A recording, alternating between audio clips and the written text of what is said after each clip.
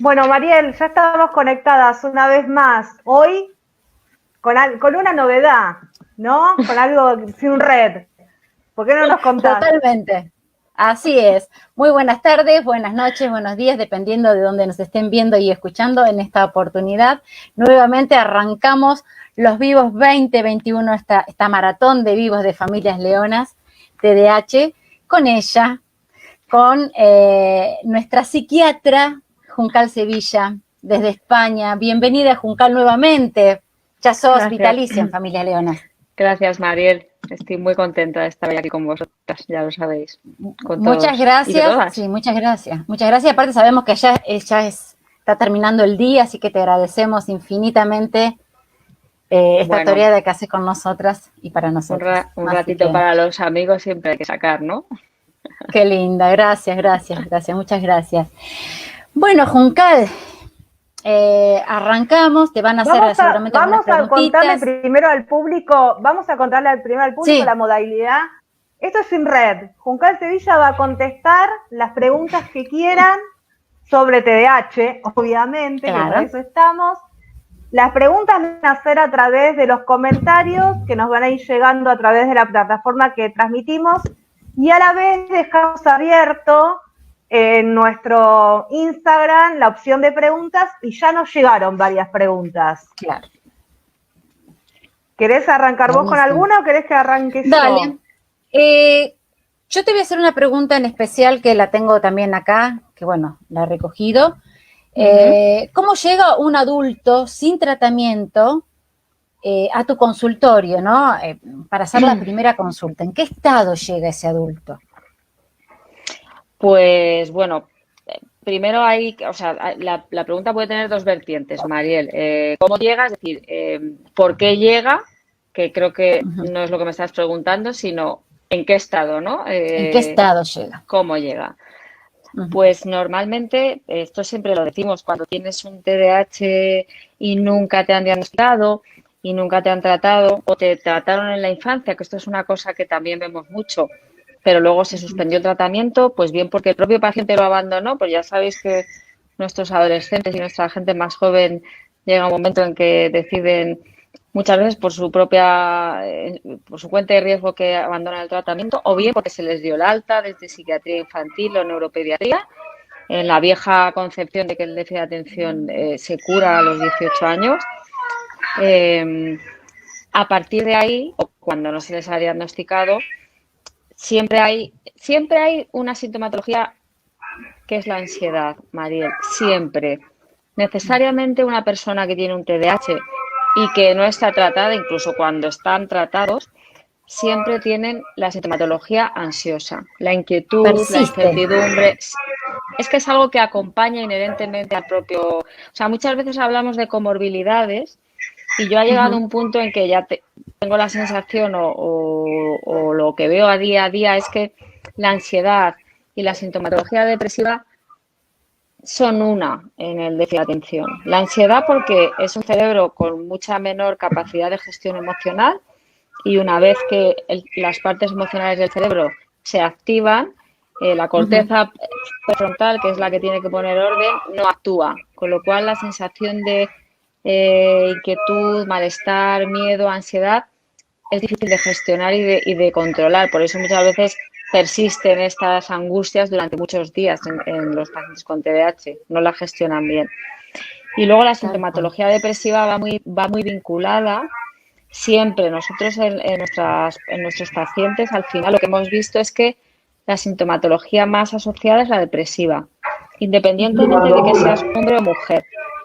Es verdad que en los hombres la patología que más aparece vinculada al TDAH son los trastornos adictivos y en la Sí. mujer las depresiones, es decir, hay una relación significativa entre el sexo femenino y masculino con una patología u otra, pero en global la patología que más se asocia al TDAH es la depresión, siempre, con lo cual ansiedad y depresión y todo tipo de conductas adictivas, yo ya les llamo, ya sean buenas o malas, siempre aparecen, siempre. ¿Distimia o depresión? Pues mira, la distimia para nosotros, para los psiquiatras, es una depresión cronificada en el tiempo, que no llega a cumplir los criterios de gravedad de una depresión moderada o grave, pero que es un síntoma, son síntomas depresivos que no remiten, que no persisten. Entonces, muchas veces es verdad que si nos atenemos a los criterios diagnósticos de lo que es la distimia, que es una depresión entre leve y moderada, pero que persiste más allá de 2 años, realmente nuestros pacientes, muchos de ellos se clasifican dentro de la distimia, necesariamente, por criterios Es como una diagnósticos. melancolía, ¿no? La distimia. La distimia es un estado depresivo crónico. Es como la sensación de tristeza, de apatía, de anedonia. Pero también hay que entender que el propio trastorno por déficit de atención se entiende desde la hipótesis del déficit hedónico, de personas que no tienen bien regulada los circuitos de la motivación y del deseo y del querer hacer y de la recompensa, que están mediados por la dopamina. Y hay síntomas que son confusos, porque lo que en TDAH se llama procrastinación, en la sintomatología depresiva se llama abulia, que es la incapacidad para pasar a la acción. Entonces es el mismo perro con diferente collar. Visto, tú puedes ver a un paciente como depresivo, como que no se pone, como que no disfruta, como que es verdad que hay otros síntomas después en la depresión. Por eso a veces pero hay un mal diagnóstico. ¿Puede ser que por esto se llega a un mal diagnóstico? Claro, es que, a ver, en psiquiatría es una especialidad, o en psicología, pero en psiquiatría como especialidad médica no tenemos pruebas diagnósticas realmente. En psiquiatría hay síntomas. Nosotros nos guiamos por espectros sintomáticos. Entonces, en medicina tú puedes tener tos y el internista o el neumólogo sabe de dónde te viene la tos. ¿Sabes? Si tienes un COVID, si tienes un cáncer de pulmón o si tienes una gripe. Pero yo tengo un síntoma como puede ser la dificultad para mantener la atención, que no necesariamente puede venir de un TDAH como tal, sino que puede ser una persona que está deprimida y la propia depresión ya te afecta a la función cognitiva. De hecho, los fallos más groseros de atención aparecen cuando la persona está muy ansiosa, no por el déficit de atención en sí. Entonces, todo ese batiburrillo de síntomas aparece siempre muy mezclado. Con lo cual, si un psiquiatra o un terapeuta no tiene en mente que esa persona que tiene enfrente puede tener un déficit de atención desde la infancia, pues lo más fácil es lo que decimos siempre, que coja los síntomas que más se ven y trate la depresión o la ansiedad. Bien. Entonces, bien. Justamente siempre muy en relación a esto hay una pregunta que nos dejaron en nuestras redes. Dice, creo que mi novio tiene TDAH. ¿Quién lo puede diagnosticar? ¿Quién diagnostica? A un adulto, en principio, un psiquiatra o un neurólogo. El diagnóstico lo puede hacer un neurólogo o un psiquiatra indistintamente. De hecho, a mí debo decir que me encantan los neurólogos porque no les tiembla al pulso en el diagnóstico ni en el tratamiento. No, son mucho más objetivos y van a lo concreto. Es decir, déficit de atención, tratamiento. No se enredan. Los psiquiatras, es verdad que como tenemos otra perspectiva y vemos más síntomas comórbidos, nos cuesta muchas veces el diagnóstico en sí. Pero como entidad neurológica, un neurólogo no tiene ninguna duda. Ninguna. Diagnostica y trata. No se enreda más, como digo yo. A los psiquiatras, curiosamente, nos cuesta más. Porque no nos han enseñado a verlo. Ese es el problema, que si no te enseñan a ver algo, ves lo que te han enseñado. Al final la vida es cómo te programan. Tú naces siendo un lienzo en blanco, siendo un ordenador en blanco y la vida, las vivencias, la familia, todo lo que vas viviendo te va instalando programas mentales, como cuando descargamos aplicaciones en el móvil y tú luego estás funcionando en automático todo el tiempo. Con lo cual, si a mí como psiquiatra cuando me formaron no me enseñaron a ver un TDAH, es que yo no sé verlo. Bien ahí. Juncal, ¿cuáles son las 3 comorbilidades más frecuentes en los adultos? Pues justo lo que estábamos hablando antes, Mariel, la ansiedad, los síntomas depresivos y todo el espectro de conductas adictivas. Y esto es una cosa que es muy importante señalarlo, porque no necesariamente las adicciones tienen que ser a sustancias ilegales o a cosas malas, por así decirlo. Tú también te puedes Exacto, está muy bueno que lo digas enganchar al eso. estudio, a la lectura, al deporte, o sea, todo aquello que a ti te ayude a focalizarte, a apagar todo el ruido que genera tu cerebro en las redes de la ensoñación y la rumiación, que es una cosa que yo siempre insisto mucho, y te dé paz, porque en el momento que tú te focalizas, tu cabeza para y tú estás atento a algo, pues puede ser perfectamente la lectura o puede ser el estudiar. Hay muchas personas que se enganchan a aprender, a saber. Entonces, pero siempre es un cerebro que va buscando ese ajuste dopaminérgico, siempre. Lo que pasa es que hay gente que se engancha a actividades legales y otras personas que descubren que las sustancias, pues como puede ser el cannabis o la cocaína, les focalizan y les tranquilizan. Pero bien podría ser cualquier otra cosa, es decir, que no es excusa, porque muchas veces en los ámbitos se dice que justamente o se asocia el TDAH adulto con el uso de sustancias no muy debidas. Y no es así, porque bueno, hay grandes deportistas, hay grandes músicos, hay mucha gente que hace hiperfoco de repente en otras cuestiones. Pero porque lo que nosotros llamamos hiperfoco realmente es un hiperfoco porque lo que estás haciendo en ese momento te genera los pulsos de dopamina que podrían generártelos a lo mejor de una manera mucho más desmedida, la cocaína, por ejemplo, o las sustancias ilegales, pero un deportista, una persona que le gusta leer, una persona creativa, en el momento en que se hiperfocaliza, está activando todas sus redes ejecutivas, está apagando las redes del ruido y está absolutamente centrada y tranquila. Por eso el ejemplo claro son los niños, ¿viste? Cuando están con los videojuegos. Claro. Están ahí y desaparece todo el resto. Como cuando te pones a hacer puzzles o te pones a coser o a bordar, a cosas que han hecho toda la vida nuestras madres, nuestras abuelas, pero que son actividades que curiosamente te focalizan en lo que estás haciendo y te relajan, pero te relajan porque paran el ruido de tu cabeza. Total. Entonces, eso es curioso. Hay adicciones a todo tipo de actividades. El ayudar, por ejemplo, genera placer. El infringir dolor, es decir, lo que se entiende como sadismo, genera placer. O sea, eso se ha visto en neuroimagen funcional. El comer chocolate genera pulsos de descargas dopaminérgicas. Entonces, no todo es ilegal para ajustar la dopamina. El mate, por ejemplo. Pero sí que hay que saber que tenemos un cerebro que necesita ese ajuste dopaminérgico siempre. Claro que sí.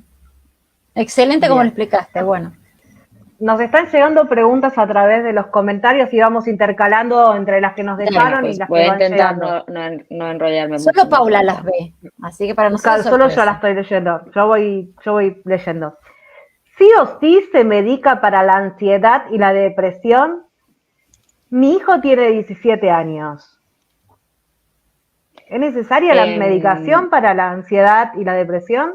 ¿O no necesariamente, dependiendo del caso? Pues mira, esto te lo voy a decir yo muy rápidamente. Cuando yo empecé a trabajar con personas con TDAH hace ya bastantes años, la teoría nos decía siempre, si tratas el TDAH, todo lo demás se mejora. Y es verdad. Pero luego me he dado cuenta que el papel lo aguanta todo. Y la realidad clínica, después de ver a muchos pacientes, es que cuando el componente ansioso es algo que ha predominado toda la vida o cuando hay sintomatología depresiva en primer plano, que es como nosotros decimos, necesariamente primero hay que tratar eso.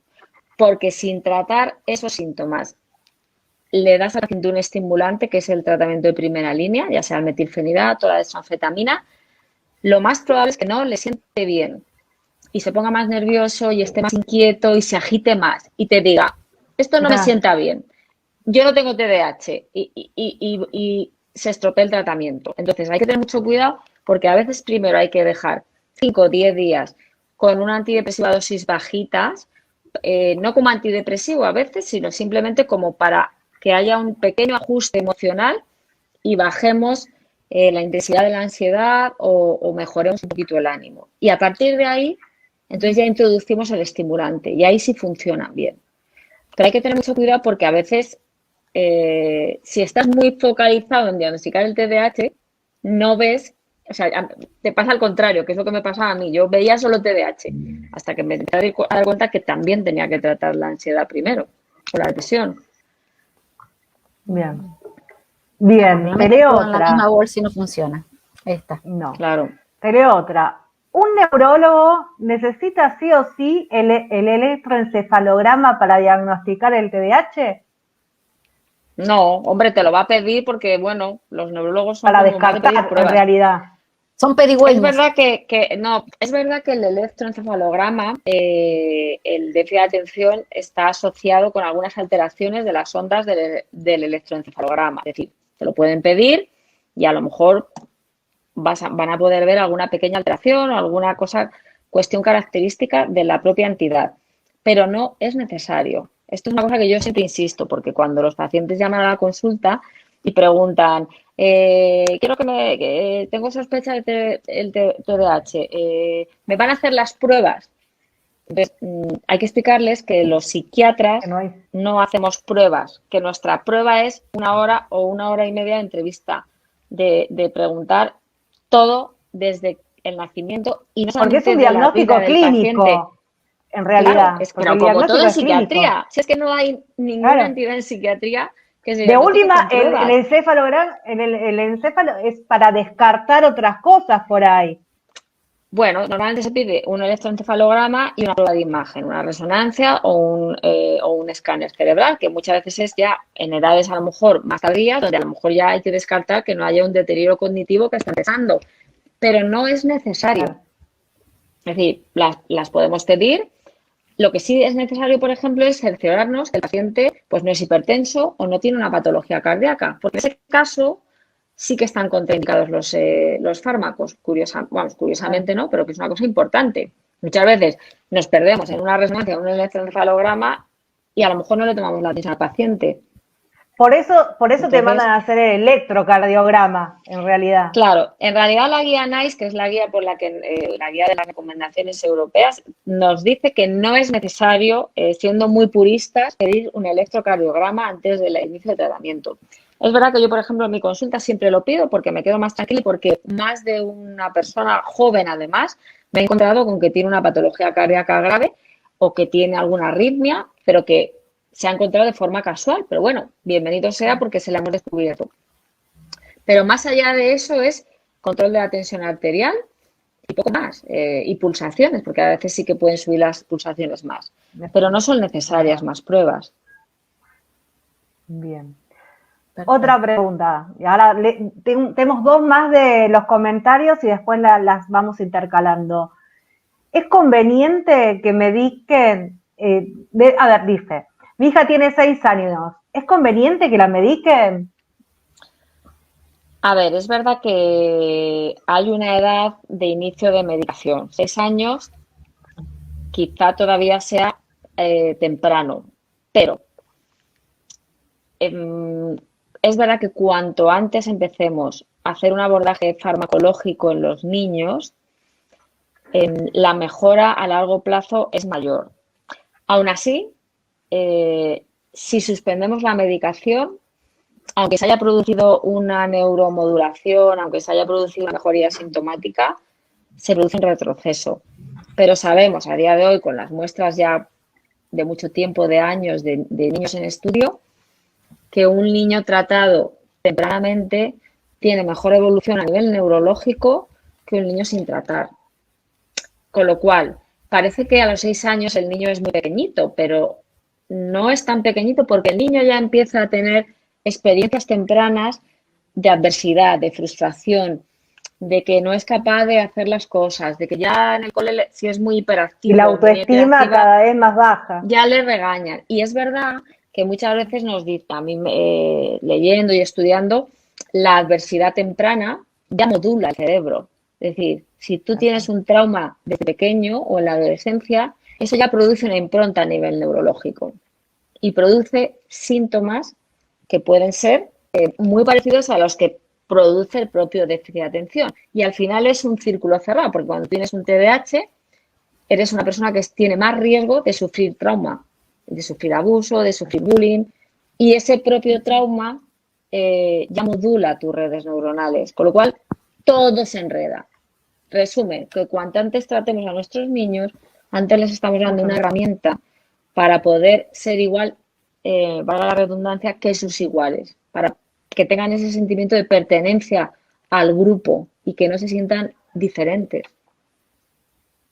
Fundamental. Y más acá que a los 6 años ya te echaron de 2 o 3 colegios. Y paréntesis, que no necesariamente hay que ser igual que los demás. No quiero decir esto. Que No, la se entendió. universidad cada es uno con su... maravillosa. No. Pero No para queremos un iguales. adolescente y para un pero niño, en igualdad de posibilidades. la pertenencia a la tribu, al grupo, es algo muy atávico, muy ancestral del ser humano. El ser humano es gregario. Entonces, el sentirse fuera del grupo es muy doloroso siempre. Seas como seas. Sí. Bien. Vamos a que nos llegó a través de nuestro Instagram. ¿Qué hacer cuando el adulto niega tener TDAH, pero que están todas las fichas puestas ahí? ¿Cómo la familia puede ayudar a este adulto? A ver, yo en esto debo decir que más que la familia tiene que ser un profesional. Porque la familia al final siempre es donde más conflictos desgraciadamente hay y donde más violencia incluso se puede llegar a generar, que es una cosa que yo siempre digo, ¿por qué será que en la familia cabe todo y fuera de la familia todos somos maravillosos y respetamos a todo el mundo, pero en nuestra casa tu hijo te insulta, tu marido te agrede, tú gritas? La casa es como, aquí vale todo, es familia y tendría que ser al revés. En la familia es donde nos tendríamos que cuidar más y darnos más soporte y más cobijo, ¿no? Y afuera, pero la familia, bueno, pues puede facilitar la información. Es que depende, porque no es tan fácil llegar a un adulto y decirle, oye, a mí me parece que tienes esto, porque la primera respuesta es la defensa, ¿no? De yo no tengo esto, sobre todo si no tienes buena información. Es complicado, pero ahí... ¿Cómo lo llevamos? ¿Cómo lo llevamos? Porque, es decir, hay una técnica milenaria que es la patada en ciertas partes traseras, pero es como que sí, no está pero un muy... adulto es complicado. Es difícil. A ver, pues depende de cada adulto, tampoco podemos generalizar. Habrá adultos que sí que sientan que no están bien, que tienen problemas. Bueno, hay pacientes que llegan a la consulta ya como un ultimátum.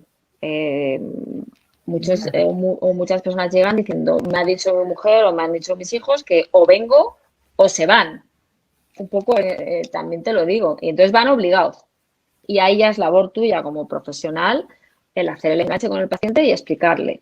Eso ya es donde tú tienes que saber hacer. Pero muchos es verdad que llegan pues prácticamente obligados. Y sobre todo a la consulta del psiquiatra. Porque a un neurólogo, Sí, oye, claro. mal que bien, a un psicólogo, pero a un psiquiatra nadie quiere ir. Claro, ya decir psiquiatra es como algo fuerte. Claro, parece, es que además ¿no? tenemos todavía muchísimo estigma, ¿no? Y la gente todavía Tal piensa cual. que la psiquiatra es sinónimo de estar loco. Claro, Sí. tal cual. A ver, hay otra. Dice, hola, ¿tenés alguna estrategia para trabajar sobre los contenidos del área de lengua con un niño de 10 años con TDAH? Por ejemplo, presenta muchas dificultades para inventar cuentos. Yo no sé si esto le corresponde a una psiquiatra o... Pero eso es lo que le han hecho en el colegio, Ujú. que tiene dificultad, o lo que dice la madre, que tiene dificultad para Es inventar lo que cuentos. dice acá Ah, Micaela, que tiene su hijo tiene dificultades para inventar cuentos. bueno, yo le diría Digamos, que yo también. Yo nunca he escrito un cuento. A ver, claro, te quiero decir hay que ver qué nivel de dificultad, digamos. lo que querrá decir es que a lo mejor a su hijo le cuesta hacer redacciones igual, que eso es un ejercicio que se hace en el colegio, ¿no? Era una broma lo que he dicho antes. Sí, o el poder de imaginación, viste que a veces es muy difícil por ahí pensar en abstracto o algo. A ver, imagínate una historia.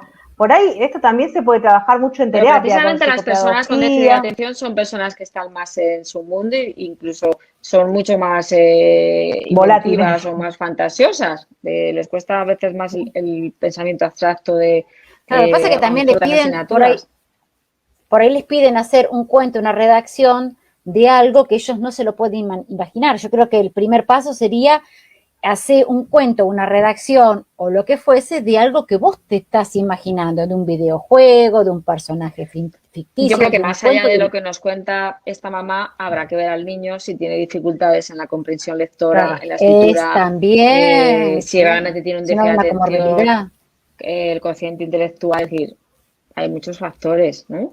Claro. O si a lo mejor es simplemente que el niño no puede estar sentado, porque a lo mejor no está tratado y es incapaz de hacer 3 renglones seguidos. Tan sencillo como eso, ¿no? Sí, es muy amplio. Pero en cualquier caso, siempre que hay dificultades académicas, a mí me parece que es de obligado cumplimiento el investigar si no hay un déficit de atención. Porque hay una cosa que yo siempre digo, nadie quiere fracasar en la vida. Nadie quiere estar 10 años en la universidad ni repetir 3 años en la primaria o en la secundaria. ¿Quién quiere eso para sí mismo? No, nadie. Es decir, el que le pasa eso es por algo.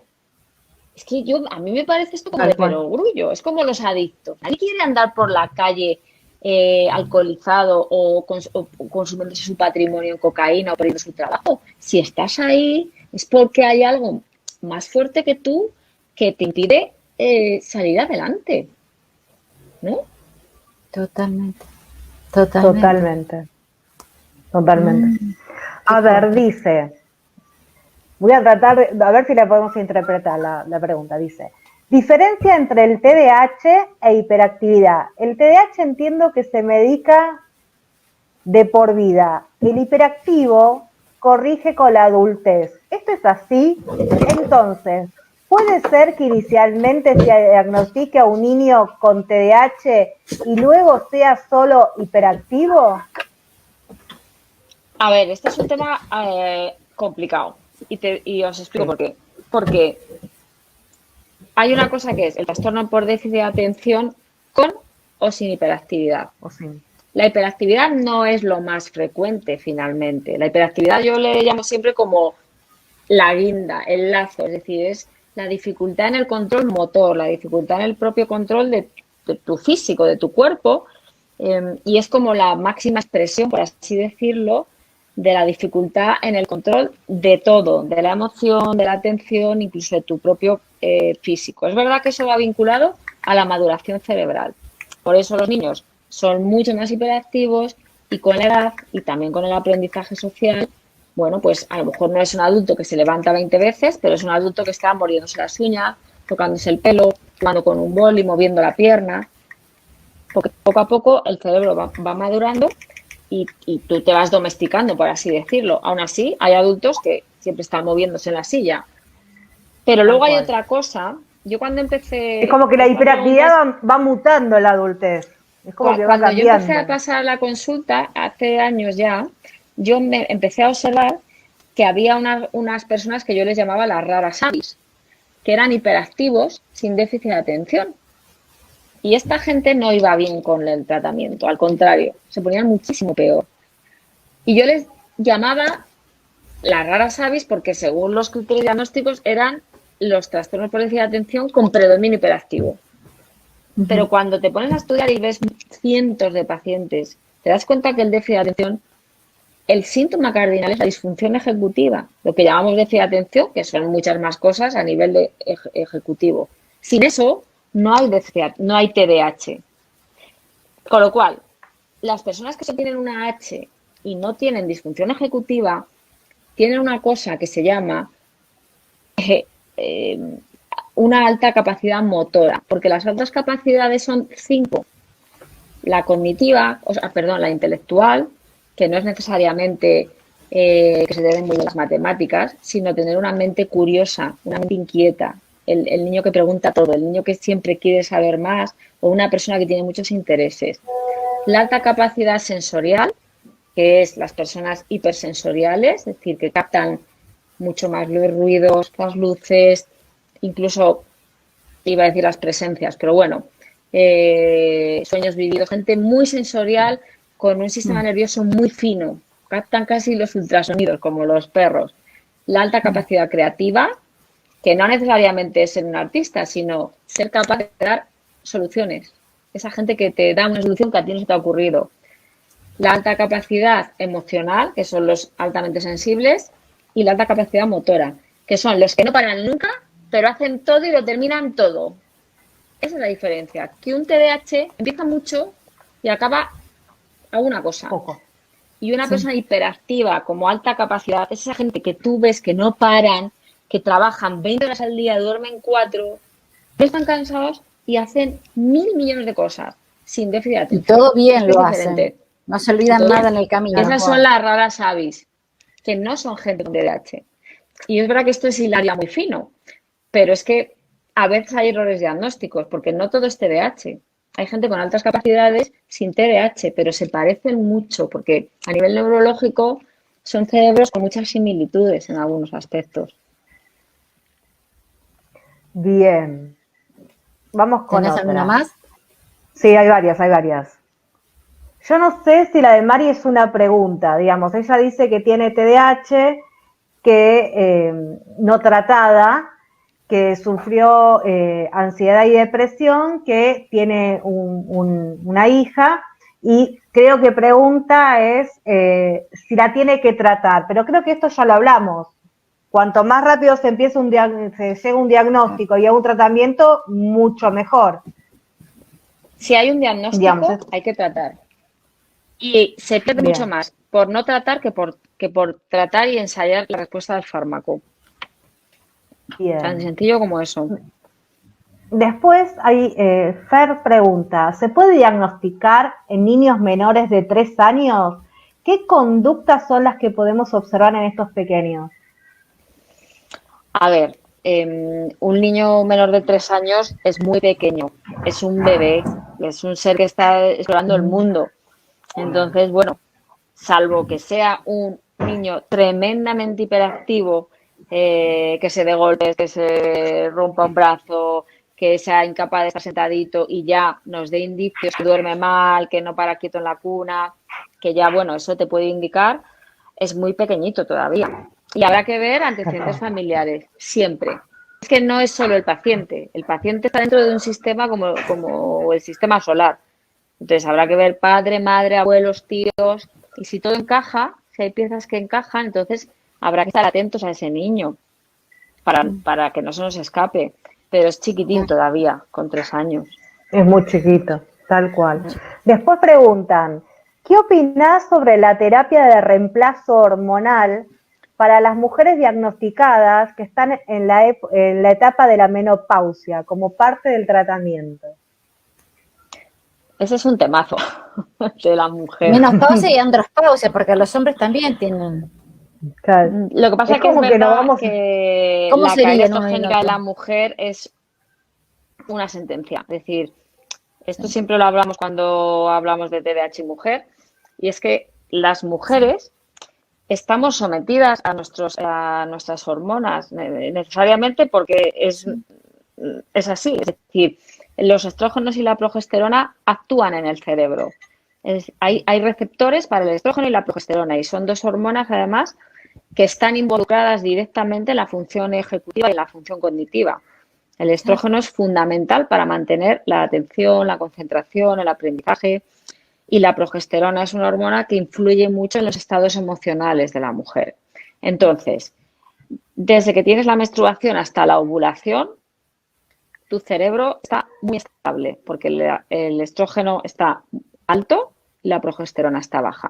Desde la ovulación hasta la menstruación, el cerebro cambia, pero es que cambia físicamente, es decir, cambia el tamaño. Eso se ve en estudios de neuroimagen, porque bajan los estrógenos y sube la progesterona. Entonces, siempre entre la ovulación y la regla, esos 15 días son mucho más dificultosos para la mujer. En la menopausia caen los estrógenos y toda la función cognitiva se afecta necesariamente, pero igual que se afecta el metabolismo del calcio o se afecta otro tipo de funcionalidades en el organismo. Pero sí que es verdad que a día de hoy no se utilizan los reemplazos estrogénicos. Antes sí que se usaban más, pero ahora no es una opción que los ginecólogos manejen y los psiquiatras tampoco.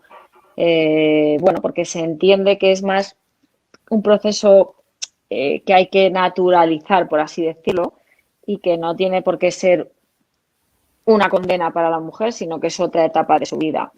Pero ahí yo Claro. creo que estamos muy penalizadas, porque la edad que nos viene la menopausia a las mujeres coincide con que nuestros hijos se han hecho mayores, que si tenemos pareja, ya hay problemas de pareja que se arrastran, que tú ya vas a ganar peso porque empiezas con la menopausia, que a lo mejor en el trabajo están pensando que va a una persona más joven. Es decir, que es una época muy difícil para la mujer, Es donde tremenda. también pueden sobrevenir síntomas depresivos, porque la caída estrogénica va vinculada a la sintomatología depresiva, que es lo que pasa en el posparto, que se produce ahí una caída súper brusca de estrógenos y progesterona. Entonces, muchas veces no es darle estrógenos o no a una mujer en la menopausia, en la perimenopausia, es ver en qué momento está realmente en su vida. Sí, lo que pasa es que los Tal cual. síntomas se acrecentan cantidad en esa etapa. Sí, no, además es que son muy llamativos, de hecho, se nota mucho. Pero yo Sí. ahí no te sabría decir, porque no es una cosa que los psiquiatras hagamos y los ginecólogos, pues depende un poco, pero por lo Y en menos el aquí hombre no es juncal, habitual. ¿qué pasa en el hombre? Mm, En la andropausia, digamos. ¿Cómo cambia este TDAH? ¿Muta este TDAH? ¿Se acrecentan los síntomas? ¿Mejora? mm, A ver, la testosterona es una hormona que está vinculada necesariamente a la impulsividad. De hecho, por ejemplo, en las mujeres con ovario Se los ve más poliquístico, impulsivos. bueno, pero es porque la testosterona es la hormona de la masculinidad realmente y por eso las mujeres con ovario poliquístico, que son hiperproductoras de testosterona y por eso tienen mucho acné, tienen hirsutismo, que es el vello en la cara y demás, presentan síntomas muchas veces muy parecidos a los del TDAH, porque son más impulsivas, más agresivas, tienen más dificultades a la hora de gestionar emociones y eso se regula cuando se regulan las hormonas. Pero en los hombres no hay tanta disregulación hormonal, es decir, no están tan sometidos a ese bamboleo hormonal como las mujeres. Es Ujú. mucho menos significativo. Y aparte ya sabéis que los hombres, bueno, yo siempre digo lo mismo, se les penaliza menos por todo, porque ellos también son presos de la ideología de género, porque tienen que ser muy machos y ser muy varones y ser muy defensores de su territorio. Y hay hombres que no están para nada en ese rol, al contrario. Totalmente. Más en hoy en día, sí, seguro. ¿Y tenés alguna más, Paula? Sí, a ver, dice, si le doy omega 3 a un niño de 6 años en cápsula, ¿le genera algún riesgo? No, Es un es alimento. maravilloso el omega 3, pero vamos, si come salmón y come aguacate y come frutos secos, por ejemplo, también lo va a tener. Lo que pasa que es verdad que el omega 3 en cápsulas es mucho más depurado, porque hoy en día los salmones y todos los pescados azules, que son los ricos en omega y este tipo de ácidos grasos, están muy contaminados, con lo cual daño no le va a hacer ninguno. Pero sí que es verdad que no hay eficacia demostrada a la hora de tratar el TDAH como tal. Es un suplemento. También es verdad que la alimentación influye muchísimo en el estado emocional de la persona. Eso Ujú. es una cosa, la alimentación, el ejercicio, las prácticas de meditación, todo contribuye a mejorar o empeorar. Pero darle omega 3 a un niño no es malo necesariamente. Lo único que si tiene un TDAH hay que tratarlo. Totalmente. Tal cual. ¿Tenés alguna más? Si no, Después, pregunto yo. sí, está lleno de preguntas de la gente de la gente que está viendo en vivo a través de nuestro Facebook. Dice, ¿todos los psiquiatras pueden diagnosticar TDAH en adultos o tienen que ser profesionales especializados en TDAH? No es que puedan, es que deben, que es diferente. Otra cosa es que no lo hagan. Tal cual. Ya está. Clarito. Bien, acá hay un dilema tremendo con eso. Hay una resistencia Más muy grande al claro, diagnóstico. tal cual. Pero Más luego, claro si nos queda imposible. tiempo, recordadme que os explique lo que yo pienso de esto, pero luego si nos queda tiempo os cuento mi teoría. Dale. Está la gente a full con las preguntas. A ver, dice, me gustaría saber si la medicación BTH, Rubifen en este caso, ¿Sí? se puede tomar triturada, digamos, porque por ahí dice que hay chicos que no tragan las cápsulas grandes. El Rubifen sí, lo que pasa es que el Rubifen es metilfenidato de hace el liberación mismo inmediata. efecto, claro, hace el mismo efecto triturada que tomarse la cápsula entera. A ver, si hablamos de Rubifen, si es la misma formulación en este caso en dice, España, por eso te sí, aclaré, en este caso dice porque será Rubifen. español entonces. Hay otras que no. Rubifen es de liberación inmediata y da lo mismo que te la tragues o que la machaques y te la disuelvas en yogur. Lo que pasa es que Rubifen, al ser de liberación inmediata, prácticamente ya no se usa, porque dura muy poquito el efecto, se absorbe muy rápidamente y produce una subida y una bajada, y sí tiene ese riesgo de potencial adictivo, incluso en pacientes con TDAH. Por eso usamos siempre liberaciones sostenidas, para que no tenga esa subida y esa bajada. Pero sí, se puede tomar triturado sin problemas. Bien. Vamos a otra.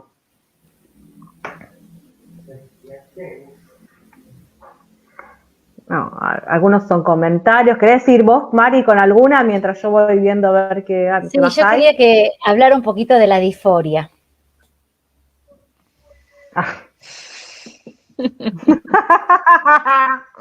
De género. Juncal, no, claro. Juncal, vos dijiste sin red. Mariel te la manda sí, yo estoy encantada, pero cuéntame más de eso. ¿Disforia de qué, Mariel? La disforia, esta cuestión del rechazo, que vos, más que se ve en el TDAH, ¿no? Que sentís que todo el mundo te rechaza, que tenés que estar todo el tiempo remándola y nunca llegás a complacer al otro y por eso terminás excluyéndote. Eso es algo, es que aparece necesariamente, sobre todo más en la mujer incluso, ¿no? Pero bueno, igualmente en la mujer que en el hombre. No nos vamos a adueñar de una patología a las mujeres, porque es verdad que a veces nos enarbolamos como que nos pasa solo a nosotras, y los hombres también sufren muchísimo. Lo que pasa que es lo que te he dicho antes, no se les permite sufrir. A las mujeres se nos permite sufrir porque parece que estamos diseñadas para sufrir. Es decir, se nos permite y luego también se nos penaliza si sufrimos. Pero bueno, es lo esperable. A un hombre no. Entonces, la disforia de rechazo es que la vivencia que tú has tenido desde que eres muy pequeño es que te han ido poniendo delante de la cara un espejo donde ponía: eres diferente, me frustras, no eres lo que yo espero. Ergo, te estoy rechazando sin decírtelo. Sobre todo eso pasa, no viene tanto de los maestros o de los amigos, sino de los padres. Porque manejar la frustración que te genera un hijo con TDAH no es fácil. No es fácil, porque no estás teniendo el hijo que esperas. Y eso te genera mucho dolor y mucha frustración. Y esto es una cosa que yo analizo mucho en la consulta con mis pacientes, porque cuando tú le gritas a un hijo en tu casa con TDAH, ¿a quién le estás gritando en realidad? Te estás gritando a ti. Te estás gritando a tu culpa, a la culpa de ¿Cuándo vas a venir a la Argentina a diagnosticarnos, a tratarnos? Necesitamos estas palabras. Pero es que es así, porque cuando yo le grito a mi hijo, me estoy gritando a mí, me estoy diciendo: eres una incapaz por no ser capaz de fabricar un ciudadano modelo que no vaya a sufrir o que no vaya a ser un delincuente o que no vaya a ser un fracasado. Y esa incapacidad que yo siento, esa frustración de que yo quería tener un hijo que se levantara a tiempo, que no durmiera en el sofá, que se tomara su medicación, que aprobara, no la estoy manejando. Y eso, al final, se lo estoy devolviendo a mi hijo. Y, de verdad, yo oigo cosas en la consulta que me parten el alma de cómo le hablan los padres a los hijos. No ya los hijos a los padres, sino los padres a los hijos. Y tu hijo es como es. Y en parte es herencia, porque todo es hereditario. Tal Y al cual. niño, Tiene tus mira, yo genes. recuerdo una Ahí, frase que me ha ahí, enseñado ahí, mi ahí la padre. vamos a agarrar a Juncal también. A mí mi padre me enseñó una frase muy sencilla, que era, hija mía, con los niños hay que tener paciencia y amor. Me dijo todo con eso.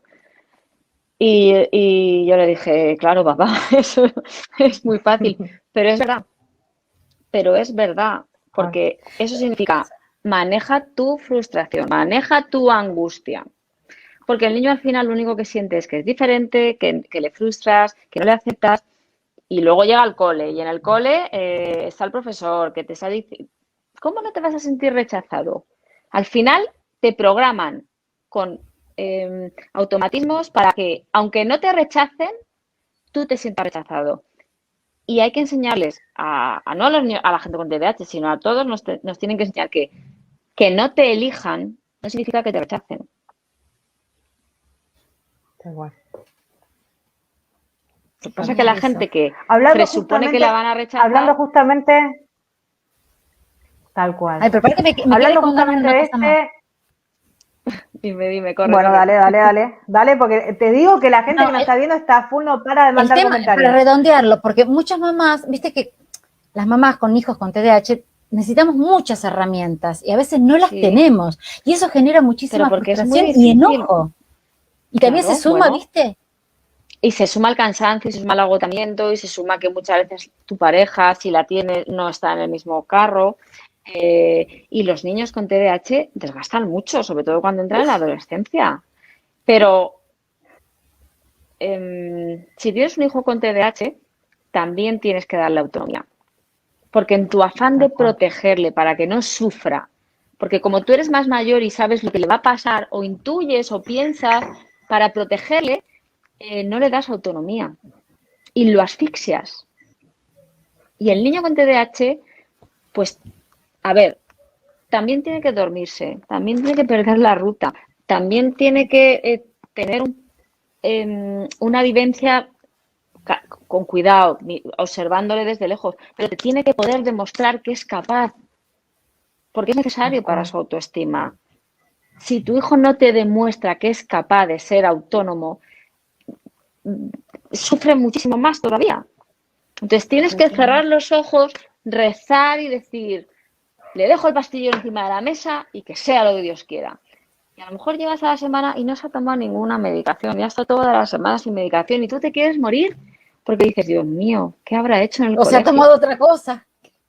O sabe Dios, o te las encuentras debajo del colchón, en una zapatilla. Si es que yo lo vivo también día a día. Si es que yo sé lo que es esto. A ver, pero tienes que cerrar los ojos y decir, te voy a dejar que seas autónomo porque tienes que demostrarme que eres capaz. Porque eso es su autoestima. Cuando ellos consiguen Y se lo pequeñas tiene que cosas, demostrar a sí mismo, esa autoestima, no solo a mí, claro, sino a pero él. Claro. si no le dejas, pues te la tienes que jugar, es una ruleta rusa y que sea lo que Dios quiera. Pero déjale un poquito que te demuestre. Y Tal aguanta cual. tu angustia como puedas. Tal Qué cual. genia que sos, Caminemos por las Juncal, qué paredes, pero genia. dejémoslo. Claro. Acá hay una mamá que dice, tengo un hijo de 9 años, del colegio siempre me llaman porque no está interesado en ninguna actividad. Acá en casa pasa lo mismo. Hay que estar diciéndole hay que estar diciéndole que haga todo, la tarea o cualquier actividad. Ahora nos derivaron al equipo de orientación escolar. Yo sospecho que tiene TDAH, o sea, no tiene un diagnóstico todavía, Igual, por varios de los síntomas. igual va a haber que pero mirarlo. ¿por dónde, Sí. por dónde, por dónde tengo que empezar por esta Por el mamá? Por el pediatra, EOE seguro que no.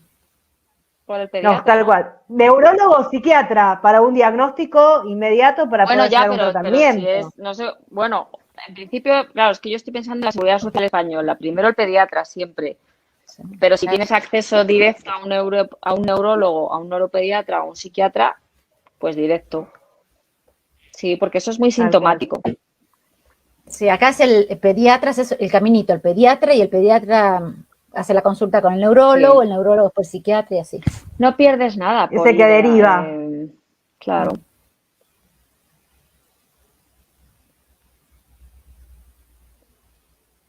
A ¿Qué ver, más? dice, hola Juncal, yo no estoy en contra de la medicación, Pero ¿no es mejor tratar de tener primero herramientas, si es posible, antes de medicarlos? ¿O es mejor ir por la medicación? Yo ya sabéis lo que voy a decir en estos casos. Mira, imagínate que yo esto lo resumo muy fácil. Tú tienes un Mercedes, pero un Mercedes, el mejor Mercedes, yo qué sé, un GLC de estos híbrido, automático, la bomba. Es un Mercedes. Pero ¿por dónde va mejor el Mercedes? ¿Por una autopista o por una carretera llena de baches? Tal cual. Pues, Las herramientas las puedo ir adquiriendo, no las herramientas son necesariamente. maravillosas. No De es hecho, que, yo creo que es es más, fundamental muchos ir más pueden allá de la adquirir más herramientas medicación. con la medicación. A mí me Pero pasó es que que el mi hijo, cerebro teniendo la no medicación, aprende. No a eso aprende iba. si no Mi está hijo bien adquirió ajustada muchísimas la función herramientas con la ejecutiva. medicación. Es que no hay, es que es un, vamos a ver, es que es un cerebro que esto no es ya cuestión de querer, es cuestión de poder. Es que un cerebro El cuando tienes un poder. TDAH no puede focalizarse en cosas que no le motivan. O sea, el TDAH es el trastorno del aburrimiento. Esto es Sí, así, dicho a lo bestia. Y lo que no te motiva, sí, sí, sí. no lo Agenda vas eso a que está hacer. buenísimo, el trastorno del Y si lo aburrimiento. haces, te cuesta la vida misma, es que te Horrores. duele el alma.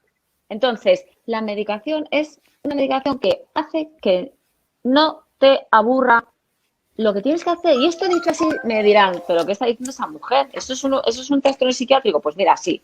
Yo tengo pacientes que llegan a la consulta y le dices, ¿y tú por qué vienes? Yo recuerdo a uno, que le tengo muchísimo cariño, que llegó y me dijo, yo vengo aquí para que me ayudes a no hacer siempre lo que me apetece. Entonces, cuando un paciente te dice eso, dices, espera un momentito, espera un momento, ¿dónde estamos? Al cabo de los años entiendes que el no ser capaz de hacer las cosas que no te gustan es una condena. Es una condena, porque son cosas muy sutiles, pero es que no te pones, porque la capacidad de mantener la atención va vinculada necesariamente al ajuste dopaminérgico, es decir, a que la actividad te motive. Entonces, si no te motiva lo que estás haciendo, es muy difícil que mantengas la atención y tu cerebro se va a ir continuamente a tu mundo interior o al mundo exterior, me da igual. Con lo cual, Tal cual. someter a un niño al estudio, a la concentración, sin darle la ayuda de la medicación es cefaleas aseguradas, migrañas aseguradas, ansiedad, es decir, todo lo que quieras. De hecho, las migrañas, sobre todo en niñas, adolescentes sin diagnosticar y tratar, es un síntoma de alarma. Te diría no siempre, pero casi siempre. Mira, Por el sobreesfuerzo que hace tu cabeza. De hecho, la gente con TDAH a mitad del día se muere de sueño. Y si no, que levante la mano, no le pasa. Al mediodía tu cerebro está fundido. ¿Y sabes por qué? Porque la red neuronal por defecto, que es la que está generando ruido continuamente e impidiendo que actúe la red ejecutiva, consume un 20% más de glucosa que el resto del cerebro. Esto es un dato muy friki, pero que me encanta contarlo. Tu cerebro está consumiendo un 20% más de glucosa intentando mantener la atención. Estás agotado a mediodía, siempre. claro. ¿Y a la noche por qué se sigue de largo? Porque te pasaste de vuelta. Pues porque a la noche Sube es la verdad que dopamina. está muy relacionado el déficit de atención con un retraso en la fase de sueño. Hay un retraso en la conciliación, por así decirlo. Y porque normalmente pasa que a veces, esto ya pasa más en las personas que están medicadas. Durante el día estamos muy tranquilos con nuestra medicación, pero por la noche es como la Cenicienta. ¿Os acordáis de la Cenicienta? Cuando la A carroza las vuelve a ser 12, calabaza. pues es lo mismo. Se va el efecto de la medicación y aquello vuelve. Y cuando ya no hay foco, por la noche cuando te vas a dormir ya no hay foco. Luego esto ya se desmadra y empiezan a volar las ideas, los pensamientos. Es imposible conciliar. Entonces, hay un mix ahí de factores. Sí. Te hago otra pregunta. Pero, bueno, primero te la hago y después hago una acotación. ¿Qué pasa si no tolera bien ninguna medicación? Tragar las pastillas es una lucha para después sentirse mal y los efectos secundarios. El tema es que nosotros conocemos toda la medicación o a veces hay mucha más de las conocidas, porque viste que algunos hablan de la tamoxetina, del metilfenidato, pero por ahí esas son las comunes que nos nombramos siempre, pero hay otras que por ahí no son tan conocidas. La Ritalina también. Hay dos fármacos estimulantes que son el metilfenidato con diferentes formulaciones que hay que conocer y que hay que saber usar. Y luego está la destroanfetamina, que nosotros en España, por ejemplo, solo tenemos una formulación. Y aparte está la atomoxetina, que es un no estimulante, que tiene otra función, que luego si queréis hablamos de qué diferencias hay entre un estimulante y la atomoxetina. Y por último está la guanfacina, que lo que hace es más mejorar a nivel conductual, ¿vale? Pero yo, particularmente en mi consulta, no tiro nunca la toalla. Si no me sirve una, pruebo otra. Siempre que el paciente me diga, mira, ya, se acabó. También es verdad que hay un test genético, que se lo tiene que financiar el paciente, porque muchas veces hay pacientes que son hipersensibles a los estimulantes. Pero ahí entramos ya en la hipersensibilidad. Y ahí hay que hilar muy fino, porque a veces son personas altamente sensibles que también son altamente sensibles a los fármacos. Y que tú le das una dosis. O sea, que si no toleraste ninguna medicación es porque puede llegar a pasar algo, digamos. Es raro que no se tolere. Hay personas, a ver, es que esto depende del metabolismo de cada persona, ¿vale? Esto es genético, pero claro, no lo sabemos. Eso hay que guiarse un poco por cómo te sienta el alcohol, cómo te sientan otros fármacos.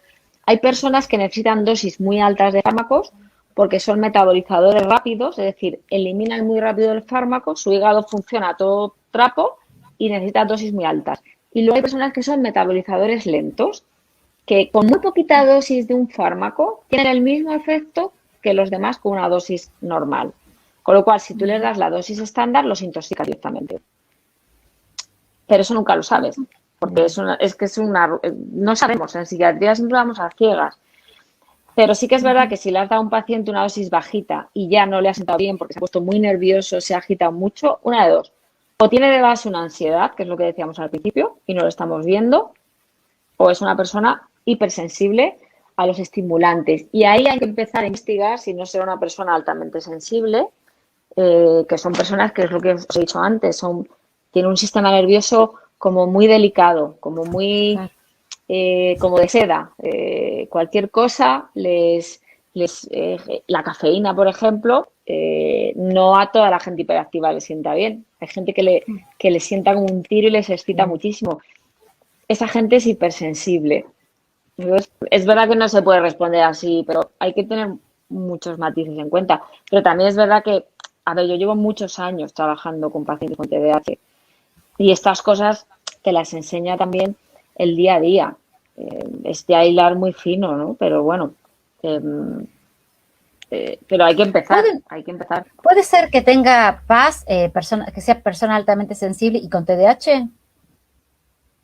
Sí, por lo que os he contado antes, porque la alta sensibilidad es una alta capacidad, en realidad. Normalmente no va sola. Una alta sensibilidad puede ir acompañada de una alta capacidad intelectual, de una alta capacidad emocional, creativa, pero no necesariamente. Es decir, al final una persona altamente sensible es una persona que tiene un sistema nervioso mucho más sensible, por así decirlo. Es decir, siente más, tiene más capacidad para percibir sensaciones, para percibir emociones, es más empática, capta mucho emociones. Una persona altamente sensible entra en un sitio y es capaz de percibir el ambiente, de percibir lo que sienten las personas que están. Es una cosa muy sensorial. En la piel se siente, en la piel. Pero no necesariamente tiene que tener un TDAH, es decir, el trastorno por déficit de atención es una mala gestión de lo que es la función ejecutiva y de la gestión emocional, pero no es lo mismo que ser altamente sensible. Totalmente. Es diferente. Sí, sí. Bien. Ya estamos casi en horario. Esto fue, que diga lo que piense de los psiquiatras que no diagnostican. Ahora vamos a hacer algo. Ahora os contaré mi teoría. Te hago una pregunta, contestamos la de los psiquiatras que no diagnostican y dejamos la posibilidad para una parte 2 porque la verdad es que hay un montón de preguntas y la gente está reenganchada. Dice, cuando queráis. Juncal, ¿qué opinás de los estabilizadores del ánimo para regular la impulsividad en el TDAH? Pues que son maravillosos, yo los uso mucho, no hay que decirlo. Los estabilizadores del ánimo son fármacos que usamos en psiquiatría clásicamente al principio como tratamiento del trastorno bipolar y a día de hoy son lo que nosotros llamamos los antiimpulsivos. Y es verdad que muchas veces el estimulante dura lo que dura 6-8 horas. Y cuando se va el efecto, a veces incluso hay síntomas de rebote. Y hay personas que son muy impulsivas y tienen mucha disregulación emocional.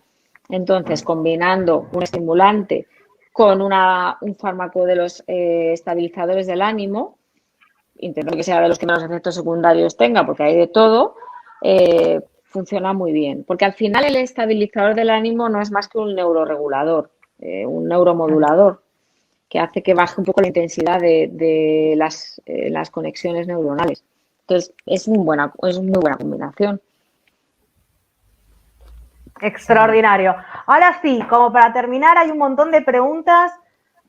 Vamos a convocarte para la segunda parte porque la verdad es que la gente no para de preguntar. Que diga lo que piensa de los psiquiatras. Para terminar, bueno, a ver, ¿qué pasa con estos psiquiatras que no diagnostican? No, pero no son que los no psiquiatras. quieren o no pueden. Teoría. Yo elaboro teorías. Yo ya me permito a estas alturas de la vida elaborar mis propias teorías que algún día cuando sea capaz de sentarme escribiré en un libro.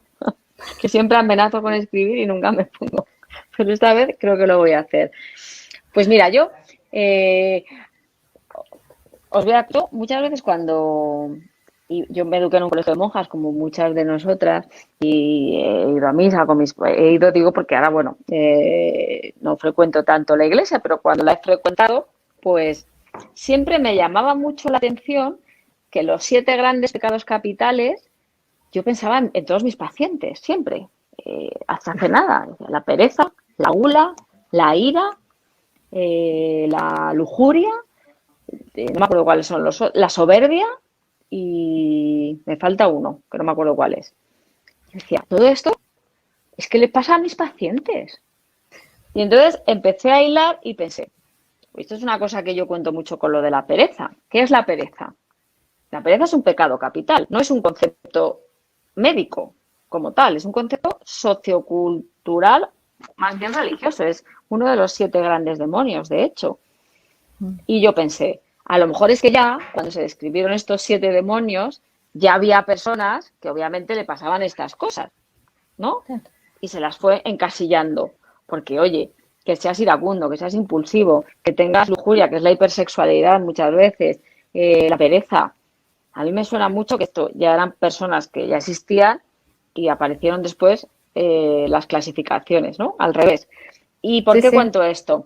Porque al final el médico, como médico, ¿qué es lo que mueve a un médico para tratar a un paciente? La compasión, el querer ayudar, el sentir que esa persona necesita tu ayuda, ¿no? Eso te hace activar tu día a día, tu vocación. Cuando te entra por la puerta un paciente que te llega tarde, que no es capaz de ponerse ni hacer, que ha repetido 4 veces cada curso, que es impulsivo, que le grita a su madre, que consume drogas, que está tirada en el sofá y es incapaz de recoger el calcetín, que digo, yo siempre cuento lo del calcetín, que lleva un año el calcetín ahí rodeado de pelusas y no lo coge y lo echa a lavar. ¿Por qué? A ti no te genera compasión. A ti te genera rechazo. Es un paciente que dices, ay, qué difícil es, porque es que encima no va bien, porque como no le tratas como le tienes que tratar, nunca mejora. Con lo cual, el ego del médico te lo taladra, pero este paciente nunca va a mejorar. Entonces, los pacientes con TDAH están más encuadrados en lo social que en lo médico. Es decir, son pacientes perezosos, vagos, disruptivos, consumidores, no encajan en la sociedad. no se les ve como pacientes, se les ve como personas difíciles socialmente. Entonces, eso choca frontalmente con el concepto de lo que es la medicina como tal, muchas veces, ¿no? El psiquiatra está programado y diseñado para tratar una depresión, para tratar una ansiedad, pero no para que un paciente le llegue tarde a la consulta, pero no para que un paciente se le olvide una cita, o no mejore nunca, o no consiga dejar la cocaína, o no haya manera de que se ponga a estudiar. Es decir, socialmente no se les ve como pacientes. Esa es la cuestión. Por eso no se les diagnostica, porque se les lleva no a lo médico, sino a lo social, al estigma social. O sea, de hecho, yo ahora, dentro de poco, voy a empezar a hacer un trabajo en las cárceles de España de formar a los médicos de las penitenciarias, porque lo que queremos ver es qué población reclusa realmente son personas con TDAH sin tratar.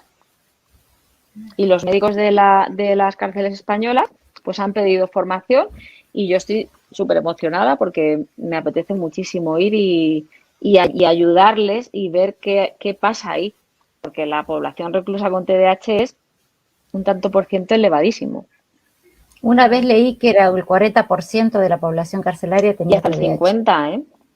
Y hasta el 50, por la impulsividad, porque no se calibran riesgos. El problema del TDAH es que no se calibran riesgos.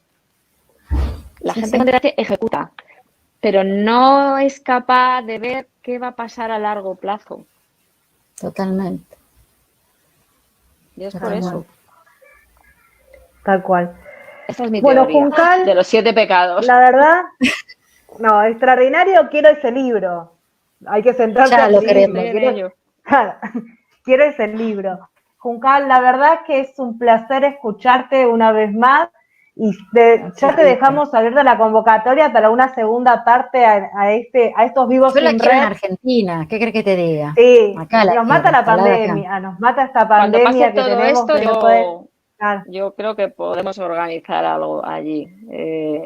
Hacer algo en algún lugar. Porque yo no conozco Argentina, siempre os lo digo. Yo no conozco Argentina. No, ya nos lo habías dicho. Por eso, qué mejor conocer a la Argentina en algún lugar donde hacer estos vivos, pero en vivo. De la mano de nosotras, pero mira, es imperdible. Claro, conseguimos algún teatro o algo para poder contestar. Lo que queráis, lo llenamos. Cara a cara, olvídate. Lo llenamos. Hacemos una semana seguida. Juncal, la verdad, un placer. Más, no solo yo, habrá que llamar a alguien más. No, Juncal. No. Sos adictiva. Y como telonero traemos a alguien, digamos, Juncal es como la y el telonero a mí me encantaría hacer algo de música y TDAH, es algo que tengo en la cabeza. Tenemos un mix entre tenemos a Andrés, pero Andrés Guaseli, Andrés Guaseli, que es un adulto con TDAH que está en nuestro grupo, hizo un disco que se llama Typical, que tiene que ver con el TDAH, los ruidos del TDAH, digamos, la música del TDAH. Todos los síntomas. Después de los síntomas del TDAH. Y estuvo en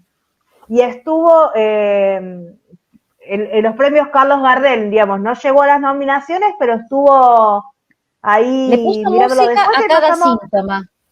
Qué bonito. Extraordinario. No sabes cómo canta. Lo que percibe un TDAH. Es increíble. No sabes lo que toca y cómo canta Andrés. Después te pasamos el link para que lo escuches. Por eso dijiste música y músico, TDAH, me vino Andrés a la cabeza. Después te pasamos el link para que escuches a Typical. Y para la gente que nos estás viendo, le queremos decir que este vivo queda guardado como todos los otros en nuestra página de Facebook, en nuestro grupo de Facebook, y después va a ser subido al canal de YouTube y al canal de podcast. Genial, porque así vamos a compartir mi blog también desde YouTube. Cuando esté listo me avisáis y ya lo subo yo también. Nosotros te pasamos todos los links. Quédate tranquila. Vale. Te pasamos todos los links y ya quedamos para una próxima, para una segunda parte sin red. La vamos a cansar, no va a quedar otra de que venga sí o sí. Basta de es que no sabes cómo están los mensajes. Hay preguntas Bueno, que quedaron sin contestar, pero ya estamos en tiempo, así No, que las aparte dejamos está para la anotarlas próxima. Tiene que y para descansar. la siguiente. Y yo daros las gracias de todo corazón por haberme invitado a pasar este rato con todos vosotros. No, las gracias No, te por las damos favor, nosotras. gracias a vos por haberte jugado a esto sin red y a contestar lo que Es venga. más divertido. Es más Sí. divertido, totalmente. La verdad que sí, estuvo genial. Bueno, Sos una abrazo. grande, Juncal. Te Cuidar queremos todos. Un muchísimo. placer. Y yo a Chau, vosotros. Hasta la Adiós. próxima. Chao. Chau, chau.